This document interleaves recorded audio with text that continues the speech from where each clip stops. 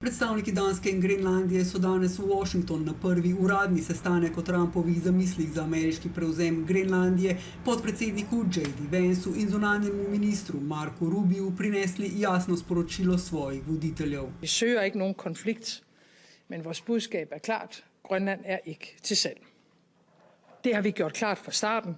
Nu står vi med en geopolitisk krise, og hvis vi skal vælge mellem USA og Danmark her og nu, så vælger vi Danmark.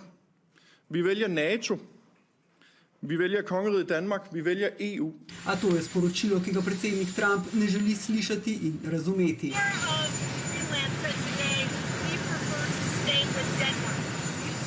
Who said that? Well, that's their problem.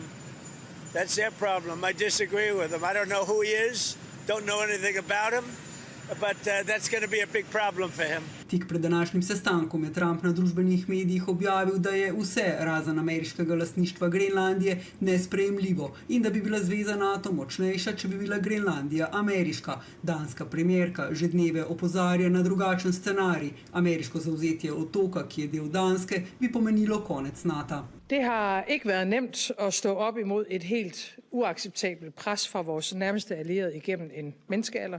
Trump ne izključuje ničesar, ne nakupa, ne vojaške sile. If we don't take Greenland, Russia or China will take Greenland, and I am not going to let that happen. Is there any deal they can offer you? Yeah, sure, I'd love to make a deal with them. It's easier. But one way or the other, we're going to have Greenland. Danska zdaj povečuje svojo vojaško prisotnost na Grenlandiji, Trump se posmehuje. In Greenland, basically, their defense is 2 dog sleds. Do you know that? You know what their defense is? 2 dog sleds. Ob Trumpovi retoriki in resnih grožnjah na Grenlandiji precejšnja zaskrbljenost.